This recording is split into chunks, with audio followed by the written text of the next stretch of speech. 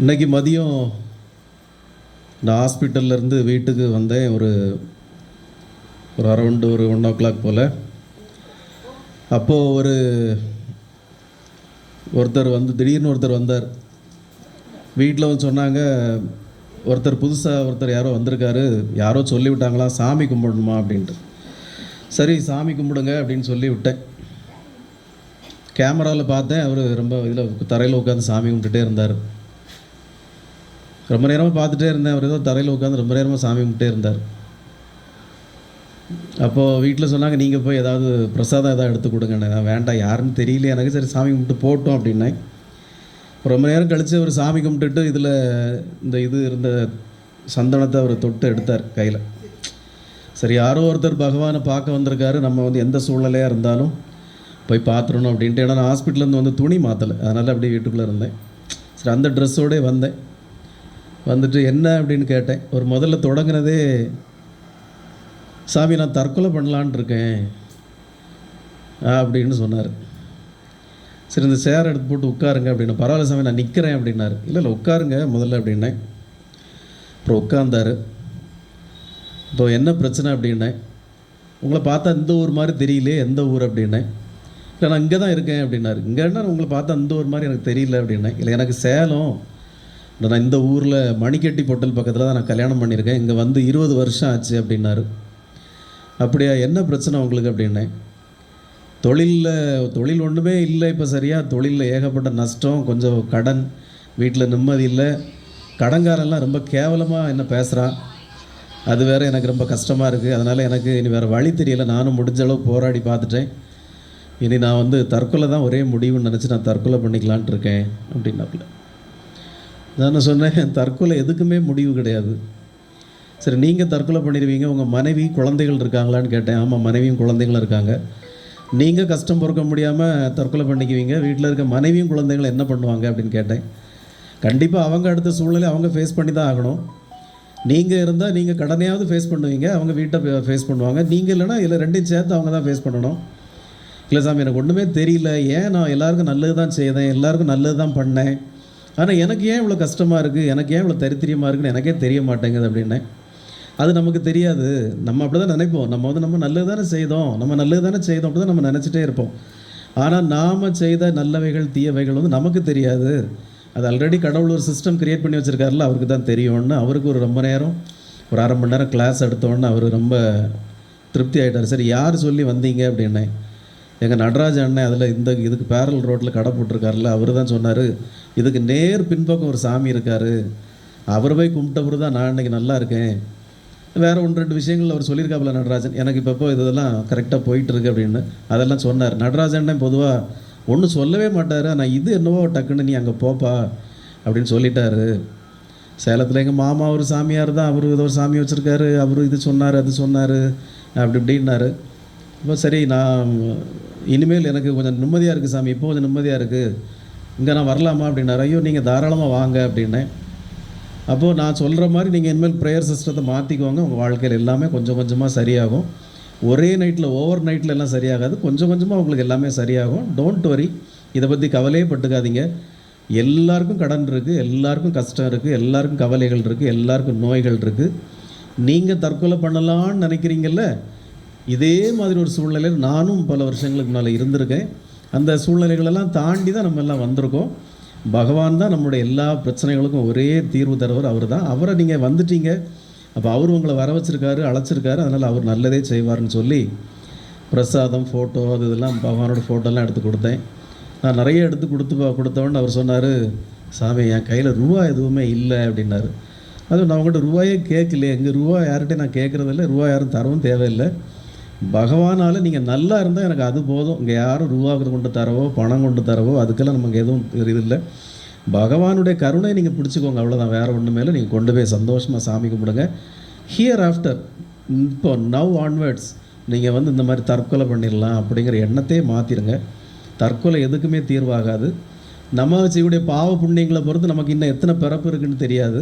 கடவுள் இந்த பிறப்பை தந்திருக்காரு, இதை நீங்கள் பாதியிலே முடிச்சுட்டு போயிட்டீங்கன்னா இந்த பாதி வாழ்க்கையை திருப்பி வாழ்கிறதுக்காக இன்னொருக்கு அரைங்குறையமாக பிறந்து வருவீங்க.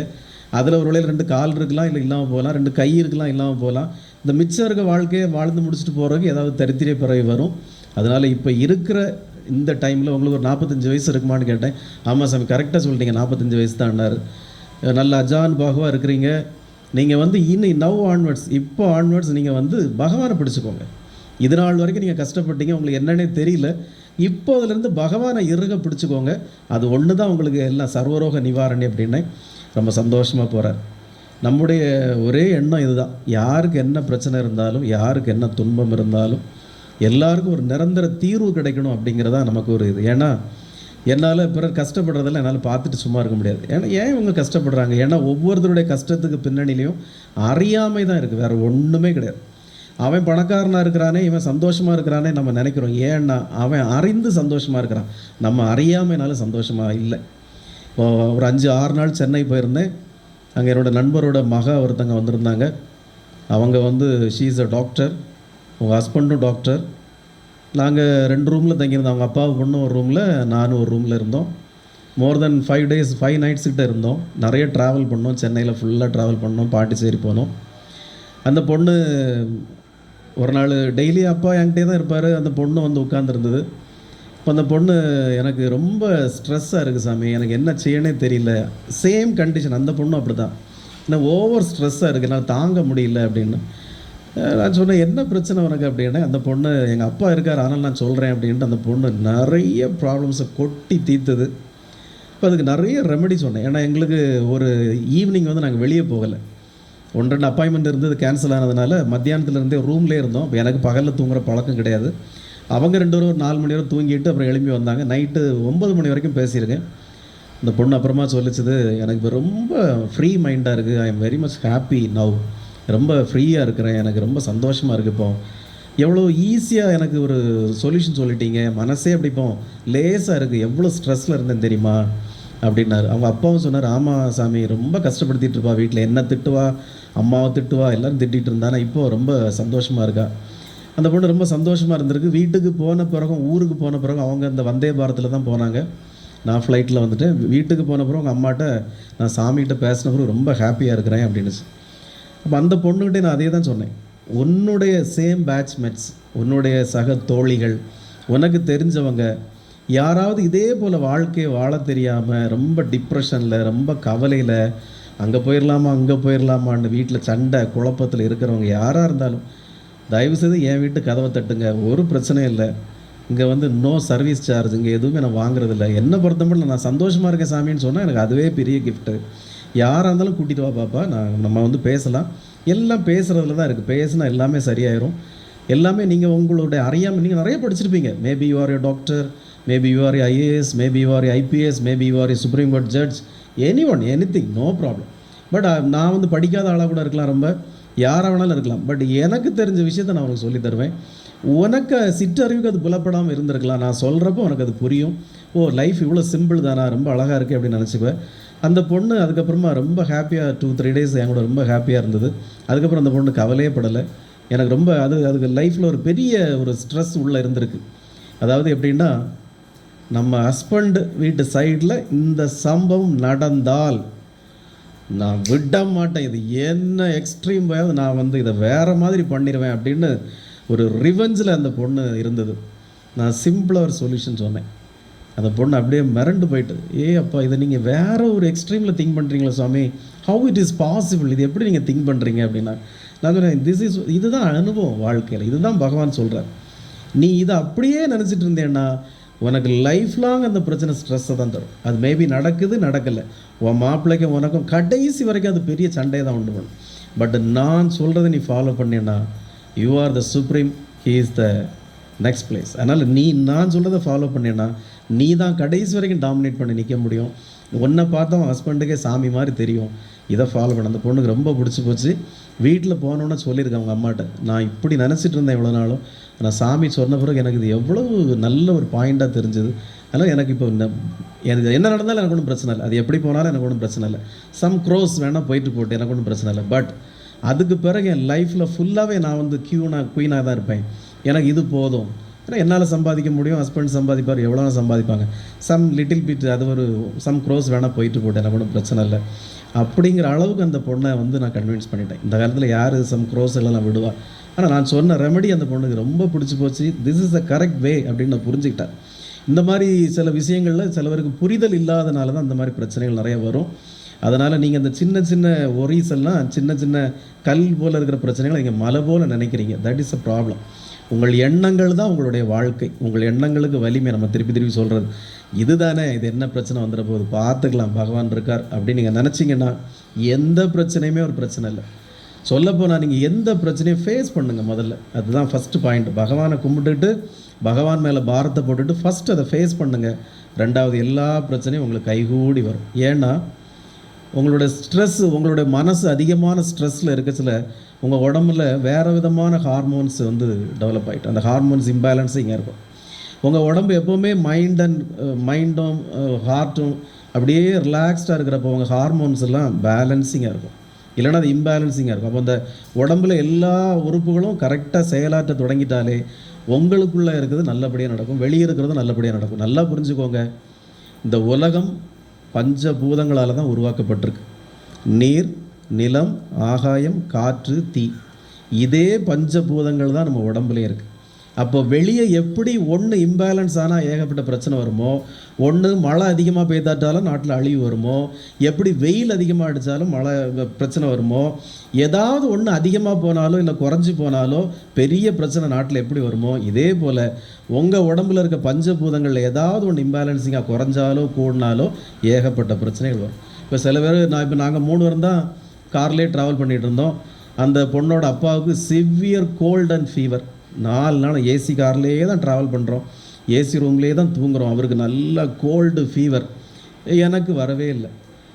நான் என்ன நினைக்கிறேன், அப்போ என் உடம்புல இந்த பஞ்சபூதங்களும் இப்போதைக்கு கரெக்டாக இருக்குது, பேலன்சிங்காக இருக்குது. நம்ம உடம்புல சித்தா நீங்கள் படிச்சிங்கன்னா சித்தாலே தான் சொல்லுவாங்க 3 இதுதான். ஒன்று வாயு, பித்தம், கபம். இந்த 3 வச்சு தான் பேஸ் பண்ணி தான் உங்களுக்கு நோயே வரும். இதில் ஏதாவது ஒன்று குறைஞ்சாலும் கூடினாலும் நோய். வாயு குறைஞ்சா உங்களுக்கு என்னென்ன வரும்னு அவர் சொல்லுவாங்க, பித்தம் குறைஞ்சா என்னென்ன வரும்னு. அப்போ இந்த பஞ்சபூதங்களை நம்ம கரெக்டாக வச்சுக்க வேண்டியது என்னன்னா, நம்முடைய மனசையும் நம்முடைய பிரெயினையும் கரெக்டாக வச்சுக்கணும். சிந்தனையும் செயலும் கரெக்டாக வச்சுக்கிட்டோன்னா நம்ம உடம்பு பேலன்சிங்காக இருக்கும், ஒரு நோயும் வராது. நோய் வரலனாலே பாக்கி உள்ளதெல்லாம் வராது, ஒன்றும் பிரச்சனை இருக்காது. சரி, அப்போ அதனால் இன்றைக்கி ஆடி மாதம் உங்களுடைய கடன்கள், கவலைகள், கஷ்டங்கள் தீர, உங்களுடைய பணப்பிரச்சனைகள்லாம் தீர பகவானுக்கு நம்ம இந்த இதை பண்ணுறோம். வெள்ளி காசால் தான் பண்ணணும்னு எனக்கு ஒரு ஆசை. நேற்று கூட ரின்சிட்ட பேசிகிட்டே வந்தேன் மதுரையிலேருந்து வரப்போ. இப்போது ரின்சி சொன்னாப்புல மோர் தென் 20,000 மேலே வரும் நம்ம வாங்குறதா இருந்தால் அப்படின்னாங்க. சரி, எனக்கு அப்புறம் தோணுச்சு, நம்ம ஏன் இந்த மாதிரி இப்போ ஒன்று ட்ரை பண்ணக்கூடாது, இதுவும் வெள்ளி இதெல்லாம் சேர்ந்த ஒரு மெட்டல்ஸ் நம்ம பண்ணலாமே பகவானுக்கு அப்படின்னு உங்களுக்காக தான் நம்ம பண்ணுறோம். இதை நீங்கள் பண்ணுங்க. இந்த 5 வாரம் வரும்னு நினைக்கிறேன். அதை நீங்கள் பண்ணிட்டீங்கன்னா உங்களுக்கு வாழ்க்கையில் எல்லா நன்மைகளும் நடக்கும், அது உறுதி. அடுத்தது ஆகஸ்ட் 3ஆம் தேதி ஆடி 18 ஆடி பெருக்கு சனிக்கிழமை அன்னைக்கு வந்து மதுரையிலிருந்து அந்த குருஷேத்திரம் யோகிராம் சுரத்குமார் கோயிலில் உள்ள பஜனை குழுவினர்கள் ஒரு 10 பேர் இங்கே வராங்க. சாயங்காலம் சனிக்கிழமை ஆகஸ்ட் 3ஆம் தேதி ஆடி 18 ஆடி பெருக்கு அன்னைக்கு சனிக்கிழமை. அதுக்கு அடுத்த நாள் அமாவாசை ஞாயிற்றுக்கிழமை. நம்ம சனிக்கிழமை சாயங்காலம் 4 மணிக்கு இங்கே ஷார்ப்பாக அவங்க 3 மணிக்கெலாம் வந்துடுவாங்க. அவங்க பஜன்ஸ் பண்ணுவாங்க. அவங்க நல்லா பண்ணுறாங்க. அவங்க எக்யூப்மெண்ட்ஸ்லாம் மேனுவலாக ப்ளே பண்ணி நல்லா பாட்டெலாம் நிறையா பாடுறாங்க, ரொம்ப நல்லா இருக்குது. அவங்க விரும்பி இங்கே வர்றதுக்கு ஆசைப்பட்டு இவங்க எல்லாம் வராங்க. ஸோ அன்றைக்கி யாரும் சொதப்பாமல் நீங்கள்லாம் கரெக்டாக ஒரு 3 மணிக்கே நேரமே வந்து அவங்க பஜன்ஸ்லாம் பண்ணுவாங்க. நம்ம வழக்கம் போல் பாத பூஜை அபிஷேகம்லாம் நம்ம பண்ணணும். அவங்க பஜன்ஸ் பண்ணிகிட்டு இருப்பாங்க. நம்ம அன்றைக்கும் எல்லோரும் லேட்டாக வந்து நம்ம பேரை கெடுத்துக்கக்கூடாது. எல்லோரும் டிசிப்ளின்டாக ஒழுங்காக 2 மணிக்கு வருவா நேரமே வந்து இந்த வேலைகள்லாம் முடித்து ஷார்ப்பாக அவங்க ஒரு 4 மணிக்கு அவங்க தொடங்கப்போ நம்மளும் ஷார்ப்பாக தொடங்கணும். ஏன்னா நீங்கள் அவங்க எப்போ ஒரு தடவை தாங்க வராங்க, அந்த இம்ப்ரெஷன் அவங்க மனசுலேயே நிற்கும். ஸோ அங்கே நாங்கள் போகணும், சிஸ்டம் ரொம்ப கரெக்டாக பண்ணுறாங்கன்னு இருக்கும். யாரும் வந்திருக்காங்க நீங்கள் ஒன்றும் டென்ஷன் ஆக வேண்டாம், அவங்களாம் பாவம் நல்ல மனுஷங்க.